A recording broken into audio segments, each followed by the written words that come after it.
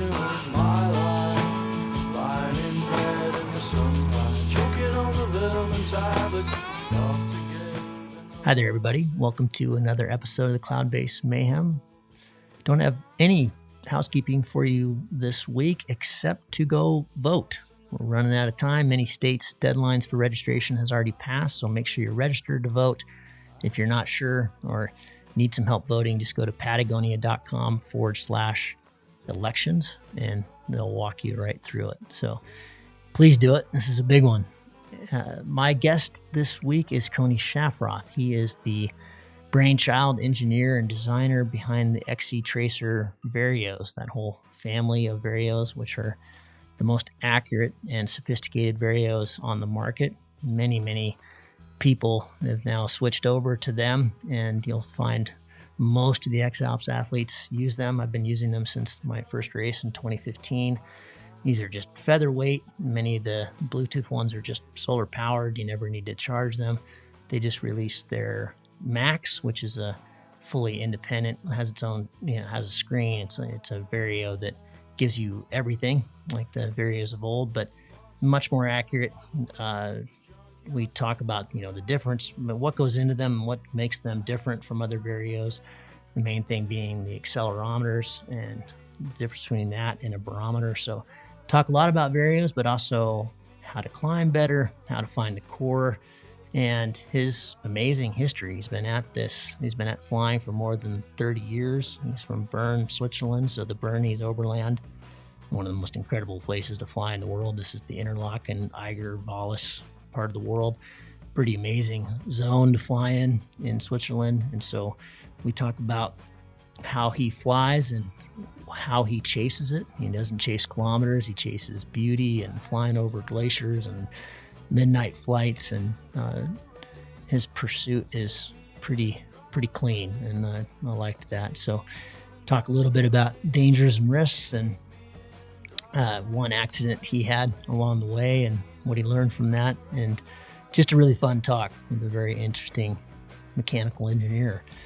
Yet another engineer who was taken strongly to the sport. So without further delay, please enjoy this conversation with Koni Schafroth.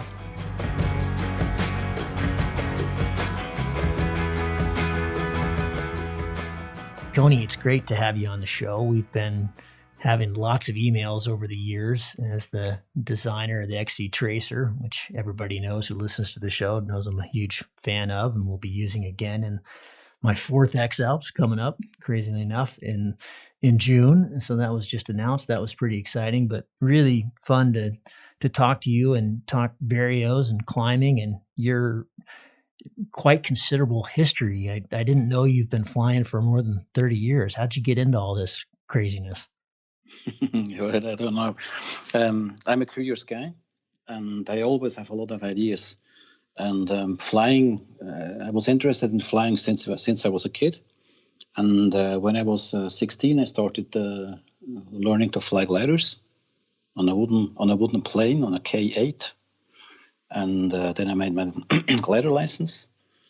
And after that, I went to Zurich and studied mechanical engineering.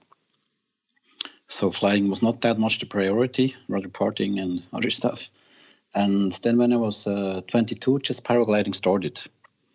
And I had the opportunity to fly with it was rather a parachute. And I thought, well, this can be made different.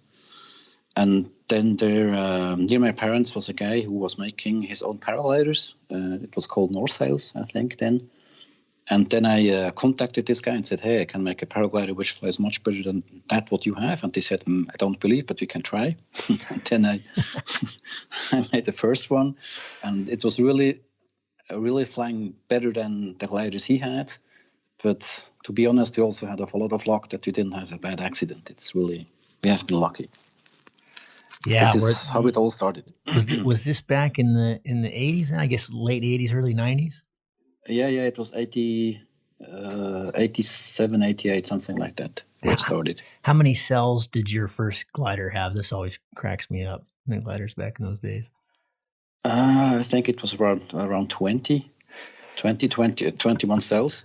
And it was the first glider where you could fly over the lake of Thun. You could fly from Niesen and cross the lake and land on the other side of the lake. This was really fantastic. Wow. So what was that glide ratio? Is that like a 4-to-1? No. It was already 6-to-1. Really? Oh, wow. So Yeah. So it was a high performance glider for back then. I wouldn't fly now these days with it, but yes, then it was a good glider. Right. How many people ended up in the lake back then? Only me once. Because we had first it was my brother flying over the lake. That was no problem. Then we had a smaller glider, and the boss of the company said, "Oh, I want to know if the smaller glider can make it too." And then I took off from Niesen, and that was the era where you didn't have really flight instruments. You had no idea, but you just went flying. And then I had the impression, glide ratio is not so good. I will not make it because there's too much headwind. And the guy said, no, you're far above the mountain. It works. What he didn't tell me, he was crossing the lake with his motorboat to the other side of the lake. Just in case. Just in case. So, of course, I'm much higher than the top of Niesen then. And then in the end, I landed in the boat. Nice. Which was, but that's easy. Just there is no wind. It was autumn, I think, when we did it. And that's easy. But then you had the stupid idea to have to tow me back to the shore, but that was not a good idea. You mean with the glider still up? So you landed and you kind of started accelerating? Yeah. Ah, fantastic. Yeah. He started accelerating, and then you can imagine the rest. Not so good. Does your brother still fly? Yes, but he doesn't have that much opportunity because he moved to the Netherlands, which is not so good for flying, but you can fly there. Yeah, the dunes. My next guest is going to be Ferdy, Van Shelven, who has done really well. And he took a bye last year. He took some time off, and he was hanging out with Tom de Dorlado during the race just to see if he really missed it, which he did. So he's applied again, and he'll as always one to beat. So he's going to be in the next show. But he's from the Netherlands, and he's doing pretty well flying in the mountains. So they must figure it out. Mm-hmm. No, you can fly. I actually was flying once in the Netherlands. Funny story. I went to visit my brother, and then Lisa, my spouse, wanted to go to the sea and wanted to walk, and then my brother and his wife made the proposition to go to walk in the dunes, and then we were walking there in the dunes maybe for half an hour or so, and suddenly I see something red. Just a short glimpse, something red appeared and then disappeared. Strange, what is it? And then a few seconds later, it appears again. It was a glider. And then I said, okay, it might be fun to fly there at the dunes. And then I couldn't convince my brother to fly to ask a guy that I can fly or use his glider. So he didn't want to do anything. So I said, okay, I'll try myself. And you can imagine there's the Dutch experts, the guys who know really how to fly on a dune. There comes a guy with dirty jeans, with a leather jacket, looks a little bit, not so fresh. I approached the first one and asked him, can I take your glider? And he looks at me and, yes, if you want to try, you can try. I'm sure he was convinced that I will not be able to take off. But the story was, it was not so difficult because there's a spot in Switzerland where we often go soaring in the winter. So I was quite used to it. And then I just, you inflate the glider, and then my brother pushed me to the dune, and I was flying there back and forth. And with a little bit of brake, the glider was was almost stalling, and a little bit lower of angle of attack, it was collapsing. So I flew for a few minutes. Yeah, they're very dangerous. I flew for a few minutes, and then I landed. Said the guy, "Hey, with this glider, please never fly again with this glider. Something is wrong." And I asked him for his address because I thought, well, he maybe would be a good idea to send him a mini too, because he was so nice to let me fly. And then a week later, he sent me a mail saying, "Oh, thank you very much for flying with my glider. I had to trim it afterwards. It was really completely out of trim. You're right. It was very dangerous to fly. I think it was 15 centimeters, the longest deviation from a..." Ooh. Yeah, that's a little out. Yeah. That was fun. I've actually sold quite a few of my comp gliders to pilots in the Netherlands because they apparently, you know, it's pretty windy, and Hmm. it's in the sand, so they get abused quite a bit because you're flying a lot in the sand and the dunes, and so they just want gliders that are really fast, but they don't Hmm. really care if they're old or, you know, the lines are bad. As long as they're, you know, somewhat in trim and they're fast, then they can. That sounds like a perfect kind of wing for there because you can fly in a little bit more wind as they're nice and fast, and it sounds quite fun. I prefer snow. Yeah, yeah, absolutely. Yeah, No, totally. because snow is soft. If you make something wrong, if you can crash into snow. If you have 1 meter of powder snow, nothing happens. If you have sand, oh, Yeah, exactly. No, it's very, very forgiving. I think that's Kriegel always talks about that. That's one of the ways he's gotten so good at dealing with a lot of wind is just going out in the snow because you can mess up. yeah, exactly. Yeah. Yeah, and that's kind of your zone. That's where you fly. You live in Bern. Have you been? Are you from Bern originally, or is that just the area you're from? No, I was born in Bern, and then the family moved to Thun. This is where Advance is, and I grew up in Thun, and then I went to Zurich for studying mechanical engineering at ETH in Zurich, and then I moved back to Bern. Yet another engineer in flying. This is a topic that comes up a lot on the show. It seems that the sport really attracts your kinds, an engineering type of mind, which I don't have. much more, much more by feel. But it's interesting that the number of mechanical engineers and the number of engineers in the sport. Yeah, I think that normally engineers are not so emotional people, and paragliding is only about emotions, in fact.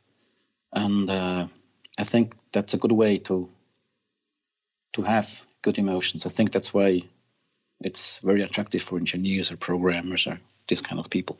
That's interesting. I hadn't heard that side of it before. So it allows you to tap into a part of your brain that's not very natural to tap into. Yeah, I think so. It might be. Interesting. You told me before we started talking that your real passion for the sport, and now over 30 years, has never really been, or maybe it was at some point, but it certainly isn't now, kind of kilometer crunching, which is for many people, you know, they get into it and it's just amazing, and you know they're blown away, and then they get into this kind of endless search of bigger and bigger and bigger. That doesn't drive you. No, no, not at all. It's just I like the beauty of it. Um, and it can be a short flight, it can be a long flight, it can be a flight at 4,000 meters flying over the glaciers. It can be midnight soaring or after midnight soaring, deep snow. Uh, I like all this stuff, or going to Azores, soaring along the coast. It's just when it's beautiful, when it's nice, that's what I like. I don't have to prove anything, so I don't have to count kilometers or whatever. It's not my style. Is that been? Are you quite passionate about? Have you kind of kept that passion for the sport since the beginning, or does it kind of ebb and flow? No, I think it remained. It's just if I can't go flying for 2 or 3 weeks, I get a little bit kind of nervous. It's not good. I think you know it. Yes, yes, indeed. Yeah, yeah. But when I can fly, then all's good. Huh. How has flying changed your life? I think it makes it a bit unpredictable in the sense when you have an office job. You have an office job, you know more or less what's going to happen. Then you go paragliding, you never know what's going to happen. Um, I'm pretty sure that I will get back in one piece, but you never know where it ends up. If it's a long flight, it's a short flight. If you fly far, if you fly high, you never know. And this is it gives some kind of adventure, some kind of unpredictability to daily life. So it makes it more interesting. It's difficult to explain. Maybe you get it. I don't know. No, that's not difficult at all. You explained it really well. When you plan your flying adventures, is it oh, it's a good day, I'll just go see what happens? Or do you have an objective? Depends. A few times a year, I go to fish, and then the objective is always to fly as far back to Bern as possible. But until now, it was not possible to do it completely. Yeah, sometimes I have objectives. Sometimes I don't care about. I don't care at all. I just fly. Huh. And very often I go testing. So, meaning if it's not for the fun of it, we go testing hardware and software. So that's completely different. Then sometimes you just have to stay in the air for 3 hours to see if the code is reliable and consistent. So it's different. And is your job now exclusively XCTracer, or do you still have your day job in XCTracer as on the side kind of thing? You're right, yeah. No, XCTracer is consuming far too much time. It's impossible to have a job besides XCTracer. Well, that's good though. So you can pursue something that you're obviously really passionate about. That's fun. Yeah, that's fun, but it's really a lot of work, and nobody imagines how much work it is. It's really, we try to make a product which is as reliable as possible and which is as simple as possible, and this makes it so complicated. Sure. This is the main problem. Yeah. It's like Yvon Chouinard said: the hardest thing in the world is to simplify your life. It's a little bit like that. It's really a big effort. We developed our robots, for example, for the production. We have now how many are 6, I think. We have 6 different robots we use for the production. You mean robots to put them together? To do certain tasks, yes. Wow. Yeah. Wow. Well, it's not complicated robots. You have to develop them, and nobody knows. And we don't show them, but because we don't want the competition to know what we're doing. But it's a lot of stuff that the customer doesn't see. So it's really time consuming. I can't even imagine how much goes into let's rewind to the genesis. How did you decide to even get into this project? As I said, I'm curious, and I like to make sports. And a few years ago, over Easter, I wanted to go skiing, and the weather forecast was so bad. I desperately needed something to do. And then I stumbled over an Arduino starter kit. Arduino is some kind of simplified microprocessor environment. And I bought such a starter kit, and then I was tinkering, and had the first LED blinking, and then had the few LEDs blinking. And Lisa always said, what's that good for? And at the time I was working, and from time to time I still do, on a watch project. And after a few days I had the idea, I could use it for making measurement instruments for my watch project. And this is how it started. And I always said that instruments, the time lag, this is something I didn't like because it's not intuitive. It's like when you're sitting in a car and then you're on the highway and then you know the exit is coming, and 2 seconds before the exit you have to turn the steering wheel roughly 30 degrees, and then 1 to 2 seconds later the wheels will actually turn. I don't know. This is Varios a few years ago, and I didn't like that. And I always tried to convince a friend of mine who was working at the startup to build this, but he never wanted. And then with the Arduino starter kit, it wasn't so complicated to add a pressure sensor and start tinkering. So nothing was planned. It's just... And so the first ones, yeah, okay, let's get in the technical side of things a little bit. What is an accelerometer? An accelerometer is a small device which is measuring acceleration. And how does that differentiate between a barometer? A barometer is a pressure sensor, and as you can imagine, that when you measure the pressure, there's some kind of noise on the signal. That means you can measure the pressure, and then you can measure it a very short time afterwards. You will get a different result. So it's noisy, the signal. when you make the average, it's very very stable, very very accurate. But this noise, you have to filter the noise, and when you filter the noise, whatever you do, you always have a time lag, because you make some kind of an average or whatever you filter algorithm you use, but it's ending up with some kind of time delay. And this is why a variometer with just only a pressure sensor always has a time lag. So when I first started flying with the XC Tracer, and this was your first edition. This was way back, the bigger one, and without the solar. And right out of the box, I loved it, but I felt like it was so fast. Like it felt the air as fast as I could feel it, and I was used to flying my 60-30, my Flytech, which is obviously, like you said, that's measuring it differently. So it's more of an averager, as I understand it, than something immediate. And so I got a config file from a PWC pilot, which I've now shared with hundreds and hundreds of people because I've put this out on the show a few times. Are we wrong? Should we not be dampening? Should we learn how to fly with the device just set up as it is, as you send it to us? In other words, should we learn to fly immediate? I would say so.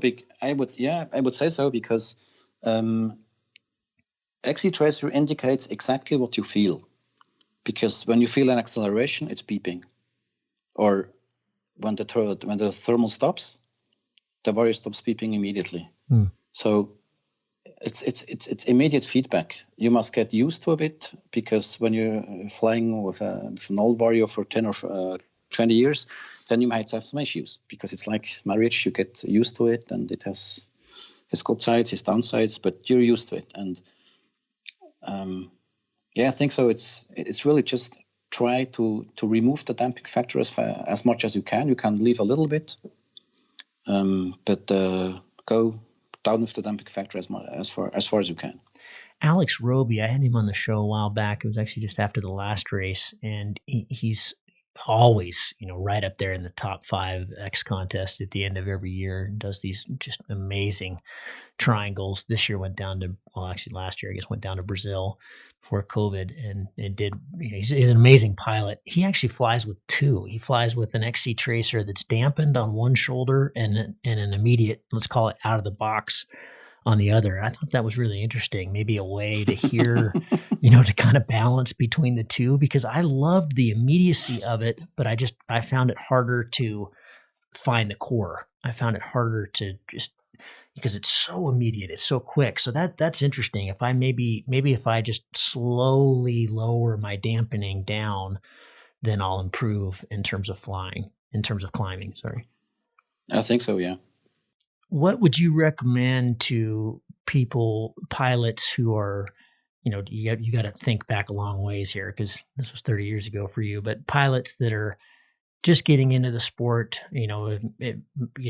learning on their ENA wing, and they're just starting to punch into the thermal part of the day. What would you recommend to them for learning how to utilize thermals? It's difficult to say. Depends on the vario they have. Normally, the instructor tells them, you fly into a thermal. It's accelerating, so you know that you're climbing. And then after a second or two, it starts beeping. And then you wait 2 seconds. You count 21, 22, and then you turn to the left or to the right. And this is a conventional vario. And when you have an XC Tracer, you can just wait until it's beeping less, and then you can make the turn.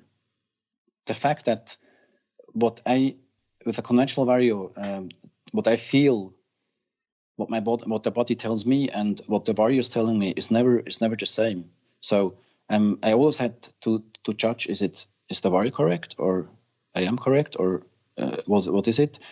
It's not nice to fly like that. And when you have a vario like XC Tracer, you don't have to judge, because what the vario tells you is what you feel. So it's consistent. Yeah, I can vouch for that. 100 over 100 times. It's you feel that little bump in your left butt cheek, and that it tells you at the same time that you just felt Yes. a little bump in your left butt cheek. Mhm. I'm doing a show coming up. We call them Ask Me Anything shows, and one of the questions that came in, I haven't recorded the show yet. We'll do that in the future, but I'm going to give this one to you. It was a newer pilot who said, I'm starting to really get thermaling. I understand, and I'm starting to feel, okay, it's this one's more on my left or this one's on my right. I'm going to turn that way or that way, but I'm very often being out climbed. So the question was, how do I find the core? What I normally see when people are outclimbed, they make circles that are too large. That's the main issue. They don't dare to make tighter circles. So what you can try is just wait until the vario is beeping less, and then make a turn, and then you will find it quite quick. And what if you turn the wrong way initially? Oh, then you fall out of the thermal. That's very simple. But do you recommend people stay with that turn and just widen it out and come back on it on the next one, or immediately make a change and say if you were going left, you immediately make the change go right? Depends. I can't tell. Depends on the situation where you are. When the glider already has taken a lot of speed, a lot of energy, then it's better to continue with the turn. If you're sinking a lot, I think continue with the turn. It's difficult to say. It depends. Are there other pilots flying? Is the mountain close? There's a lot of factors playing into the decision. Wind being a big one as well. Koni, when you say you're doing a lot of testing and refinements, you just released the Max, which is kind of the gold standard of varios in the world today. There's no real doubt about that. How can these things keep being improved? What do you try to enhance at this point? They're different. They're different things. We constantly try to improve the quality of our products, because when you get a vario back for the after sale service, it's always a pain. This is one thing we try. The other thing we try is to improve the production. For that, we can produce more varios in the same time. Then we try to make them more reliable, to get an even better GPS reception. We're constantly trying to improve the sensor data fusion algorithm. We're trying to improve the wind estimation, for example. It's just small improvements here and there, and when we have something new, then we just release it to pilots. Tell me about FLARM, because that's not something that's very prevalent in the U.S. You may have followed. We had this massive search and rescue effort for Kiwi, and there was a lot of discussion as that was going on, and then after he was found, about how we could improve our instruments and ability for sending and receiving information that would be helpful to the outside world, especially because we fly most of the very, very often in the Western U.S. We don't have cell service where we fly, or at least huge patches where we don't. Tell me about FLARM and why it's valuable, mostly in Europe, and what that allows. What is the added safety of having FLARM? The thing is, we have in Europe, we have a lot of traffic in the air. So we have a lot of gliders, we have a lot of helicopters, a lot of small motorplanes, and FLARM was initially developed as an anti-collision system for gliders, because gliders are white, clouds are white, and it's very difficult to spot them. And if they're flying with high speed, 150k, 200k below a cloud, so they approach each other with 30, 40 meters per second, or even more, even 50, it can be very difficult to spot the other glider.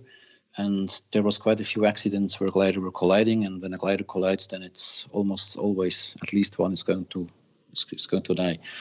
And so that's why a FLARM was developed. And then it was just for gliders, and now, as I said, it's also used by helicopters and by motor planes. And now we use it also for paragliding. And for paragliding, there are two effects. With a FLARM beacon, I can make myself visible to glider pilots or to helicopter pilots or whatever, so they know that I'm here. Even if there's a cloud between us, they will see me over a distance of a few kilometers. So this is one aspect. It's just the safety aspect of getting seen, even if the view is not so good. When you're flying below a cloud, visibility can be very bad, but the glider will know that you're there. This is one aspect. And the other aspect is that with our FLARM, you can also see where the others are. So we can see where the other paragliders or hang gliders are. And you can use this as a body feature for when you fly in a team. Then you can see, oh, this one is flying just 2 kilometers on the left side of me, or is 10 kilometers ahead, or whatever. You see them. And the third feature that can be very useful is the max will not switch off automatically. You have to switch it off yourself. And the reason for that is it will send, as long as the battery is still a bit charged, it will send a FLARM beacon twice per second. And this could be used for tracking in the worst case when you have an accident. Would the FLARM be as accurate as, say, a LiveTrack 24 that has, when the devices have cell service? Is it the same kind of accuracy, better, worse? I don't know the other one, but the accuracy that we have is a few meters, so Wow. It can be very accurate. This is not the problem. Oh, wow. Amazing. In the last 3 X-Alps, you have created a config file for all of us that has allowed us to use it as an IGC tracker when we're on the ground. So it's another backup feature, which has been just unbelievable. And the solar version, the mini, has, I don't ever have to charge it. It just goes forever. So things like that have, for the race, or when you have all this other stuff to charge, is really valuable. I mean, obviously at night we're going to put it on charge just to be safe, but I don't know that I've ever, this whole summer I've flown with my mini all summer. I've never charged it once. Yeah, this is as I said, we're constantly trying to improve our products. We are good engineers, but we're not good salesmen. You can see that on our webpage. And we have. It's difficult to explain. We have how should I tell that? We have a certain way of doing things. First of all, we try to source as many stuff as we can in Switzerland. For example, for the Max, the glass is from Switzerland. The plastic injection molding is made in Switzerland. The PCB manufacturer is in Hungary, and the PCB pick and place mounting is made in Switzerland. The assembly is made in Switzerland. So we try to make as many things as we can with local suppliers, as long as we can pay for it. So we try to get we try to avoid to buy stuff from China for 2 reasons. One reason is that it's good to have production locally, and the second, it doesn't make sense to buy something 10,000 kilometers apart and then just transport it here. It's just, I don't know, it's just a certain way of doing business. We just try to make an honest business. We don't try to sell as many Varios as we can. We just, when you have a customer, for example, a Coupe car coming to us, and then a potential customer being very enthusiastic and blah, blah, blah, blah. And then in the end, it turns out he's flying paramotor. Then we tell him, okay, we can sell you an XC Tracer, but it's not worth it because you will not need an instant Vario for flying paramotor. It doesn't make sense. Go to competitors. You can buy a cheaper Vario there. This is good for you. That's it. And the reason for that is first, we really think so. It doesn't make sense to sell a product to someone who cannot fully use it. This is point one. And point two is we will then see the same guy 1 year later, and he will not be pleased when he sees us because he says, well, you sold me something which is too good for me. No, it's true. I get it. Yeah, it's funny to think that something is too good for somebody, but when in the paramotor world, I totally understand that. That makes sense. Yeah, it doesn't make sense. Mm. So that's how I said we're maybe a bit different. I don't know. We just want to make honest business. And for example, we launched the XC Tracer 2. And when we launched the XC Tracer 2, Riegel was flying with prototypes of a Mini 2 GPS, the first X-Alps. I don't know if you have seen that. Yep, sure. But we have not been 100% sure that the solar panel was really good enough for charging the whole Vario. So we said, okay, we better make the bigger product, even if it's bigger than some competitors. But then we know that the solar panel will charge the Vario, that it will work. And as soon as we are really sure that the Mini also works well with the solar panel, then we will release the Mini, not before. And is there any, this is a curiosity, because I still have that one, and I have that on my comp kit, and I use the Mini 3 on my hike and fly kit, just because then I don't have to switch them back and forth. I know that's crazy, but it's just nice. It keeps me from forgetting something. But is there any, am I missing anything with that? I mean, in terms of each one gets a little bit better, but in terms of the sound and the accuracy, is there much reason to, if you've got one of the older models, should you upgrade? No, it's not. No, there's no need for that. If we have a code or new sensor data fusion that also runs on the old Varios, then we also release it for the old Varios. The sensors are not that good, but you don't. Most of the time, you don't feel the difference. Yeah, that's a hard way too, Koni. It's you're not making things obsolete like Apple. Where every phone you got to get a new charger and a new thing and a new remote and new headphones, and oh my God, it drives me crazy. Now we try to make the products as good as we can. It's maybe not good for business wise, but that's how we work. I don't know. Well, good for you. It's refreshing. Okay, well let's switch to some of your flying. I wanted to ask, in all these 30 years you've been at this, have you had any accidents? Yes, I had one 3 years ago. 4. It's like always. It's a lot of factors who play a role there. I had a glider, which was, before I always had gliders, that when you brake too much, the wing was going to bend before it would make a stall. And this new glider was just stalling over the whole wingspan, just was stalling back.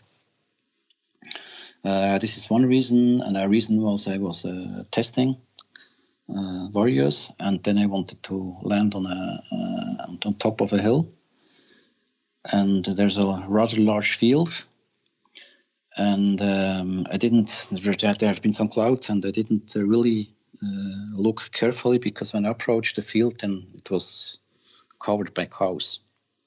But the real cows with horns. So it was not possible to land there. And the large field was in some kind of a lee, but since it's large, it's no problem. And then just before the field, there was some kind of a platform made of concrete. And so in a land on a concrete platform is not a good idea when you're in a lee. So I tried. I had to fly to the left side. On the left side there have been trees, and the lee was stronger. And then I had a stall roughly 2 meters above ground, and it was falling on my back, which was not good. What did you break your back? Yeah, it was just half broken, but I was very lucky, so I don't feel anything today.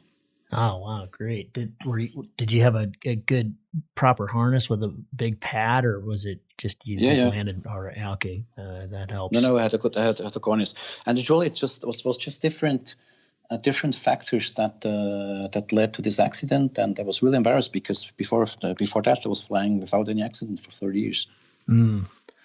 It's funny how the embarrassment comes in. It's an interesting emotional aspect to what we do, where just a little tiny bit of complacency, or just thinking about something else briefly, or just doing something that you didn't need to do, Yeah, and then that's too late. and then it's too late. Yeah, exactly. Yeah.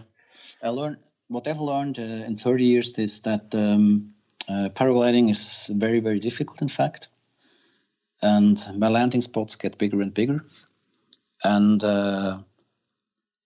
I still, after 30 years, you can have you can learn new things about aerodynamics, for example, or about weather. Things you never would have thought it's possible, but it happens. Yeah. I think paragliding is probably more dangerous than we think, than we believe. I think that's probably 100%. I think that's for sure.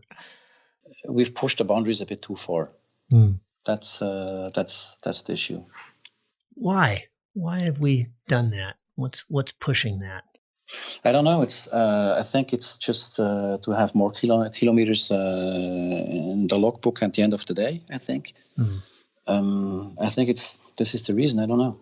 Yeah, I would agree. I think there's a really good side of something like XContest, and there's a bit of a dark side as well. It's great to have the database. It's great to have the knowledge. It's fantastic to have the inspiration, but it's also, there is a dark side there. There is that's not really the reason. Well, this has come up a lot lately. I'm not trying to be preachy in any means, because I've definitely fall into that category 100%, but it's a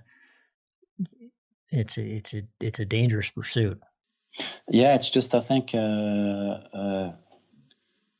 paragliding is dangerous, and there are just some certain weather conditions where we simply shouldn't fly. Kriegel can fly maybe, but others shouldn't. Yeah, that's right.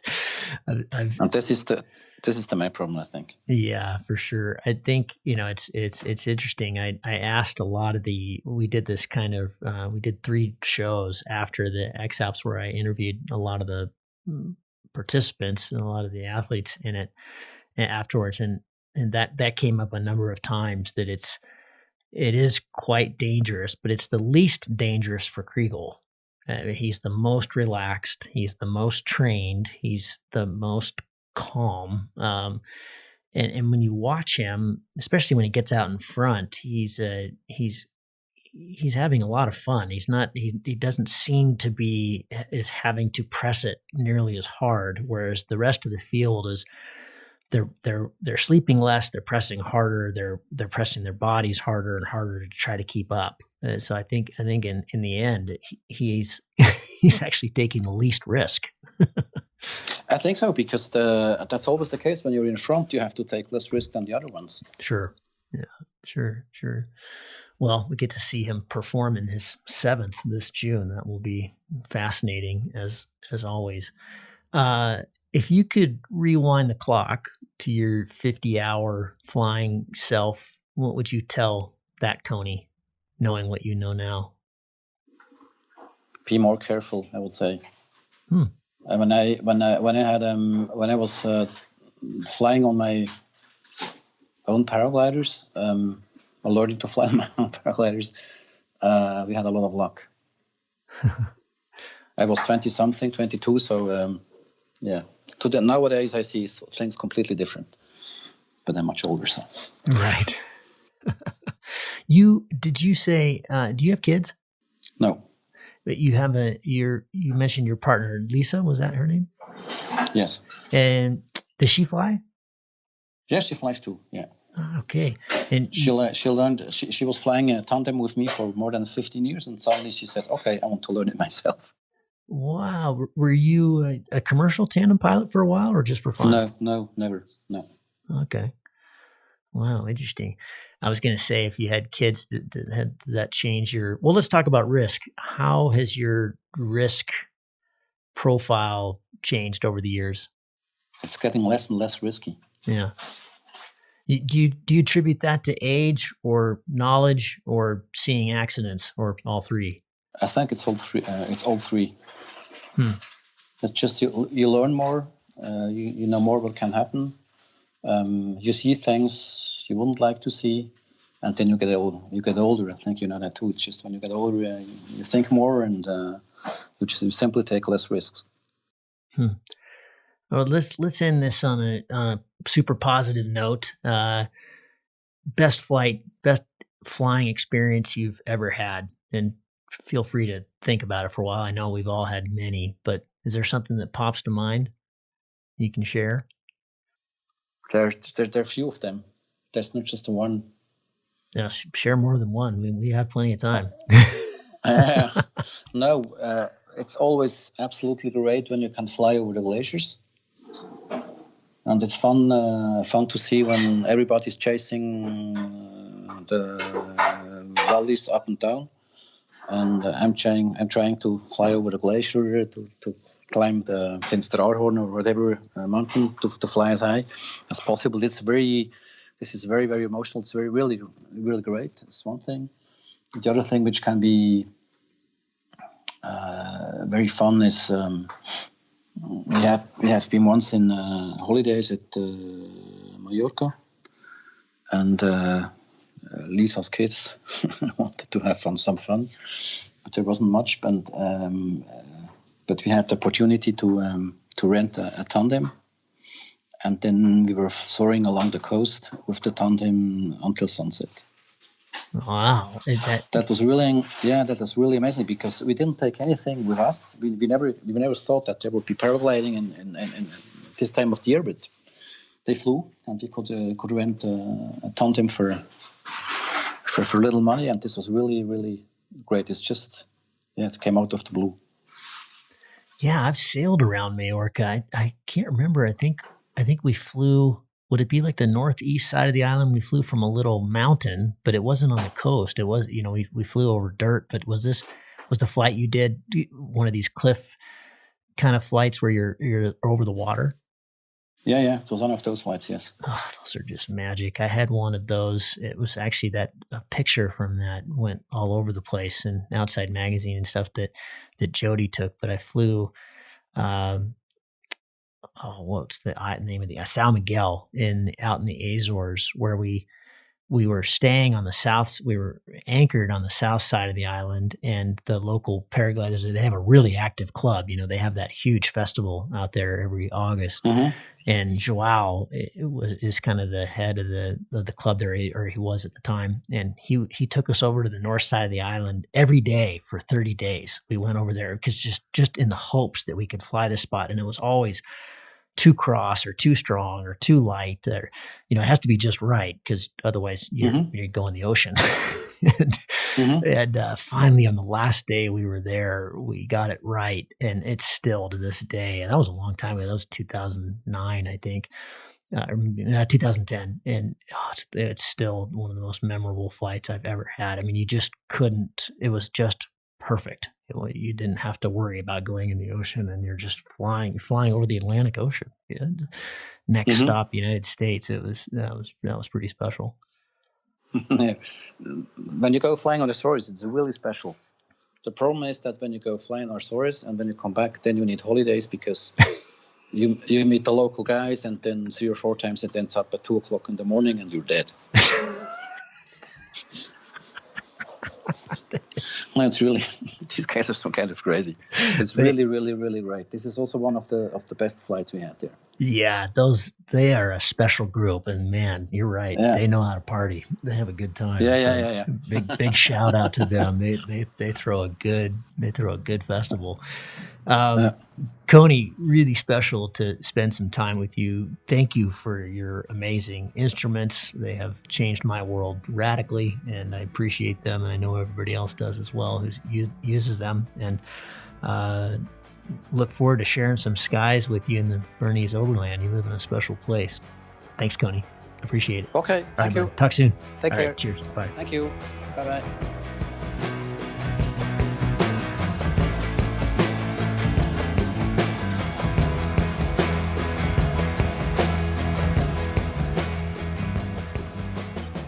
If you find the Cloud-Based Mayhem valuable, you can support it in a lot of different ways.